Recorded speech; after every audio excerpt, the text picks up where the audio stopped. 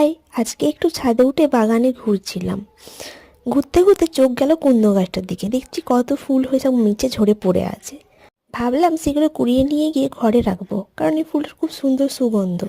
অমনি আমার ভাইবা বলছে, না পিসি, ফুলগুলো আমাকে দাও, আমি শুঁকবো, কেমন গন্ধ। তাই ফুলগুলো ওকে দিয়ে দিলাম। তারপরে দেখছিলাম যে আর কি কি ফুল ফুটেছে।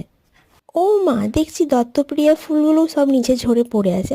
ফুলগুলো এরমভাবে কেন ঝরে পড়ে যাচ্ছে, কেউ কি বলতে পারবে? আমি ভাবলাম সিজন হয়তো নয় বলে এই জন্য এরমভাবে পড়ছে। এইদিকে দেখো, আমার কাঠগোলাপেও কত কুড়ি চলে এসেছে। আচ্ছা, তোমাদের কার কার কাঠগোলাপ ভালো লাগে?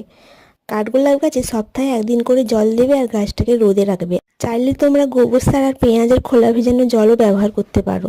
কেউ যদি আচমকা দেখে, সে ধরতেই পারবে না এটা ফুল না পাতা। এটা পাতা। শীতকালে এই গাছের মাথার দিকটা এরকম লাল হয়ে যায়। এটা পানসিটিয়া গাছ। আর বলো তো, এটা কি গাছ? এই গাছটার নাম তোমরাই বলো।